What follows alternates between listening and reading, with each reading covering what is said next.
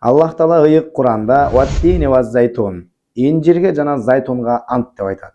Демек Аллах Таала жөнөкөй нерселер менен ант ичпейт. Ошондуктан зайтун майы исламда жалпы эле салттуу медицинада ден соолук жактан дагы руханий жактан дагы өтө пайдалуу каражат болуп эсептелет. Ал эми биз зайтун майын дал ушул сыйкырга, көз тийгенге жана жин шайтандарга каршы колдонууну көрсөтүп беребиз. Ал эми биз биринчи бул майга Куран аяттары менен дем салабыз. Аузу биллахи минаш шайтанир ражим. Кайсыл сүрөлөр менен дем салабыз дегенде, оңой эле эң биринчи Фатиха сүрөсүн 7 жолу окуйбуз, Аятал Курси деген аятты 3 жолу окуйбуз жана Ихлас, Фалак, Нас сүрөлөрүн ар бирин 3 жолдан окуйбуз.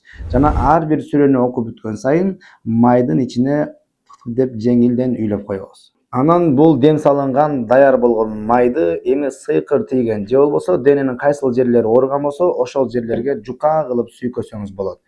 Жана буну ичсе дагы болот. Ал үчүн эртең менен ач карын тамакка 1 саат калганда 1 кашыктан ичип койсоңуз, ошол ичирилген сыйкырлар болсун же болбосо денедеги ар кандай көз тийген жиндин зыяндары болгон болсо таасирин берет, тазалайт.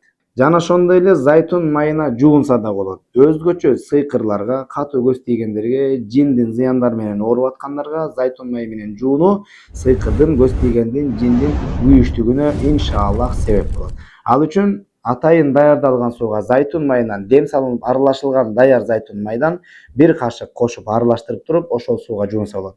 Же болбосо зайтун майын дененин баардык бөлүгүнө жука кылып шыбап туруп, анан бир аздан кийин кайра сууга чайканып койсоңуз дагы болот.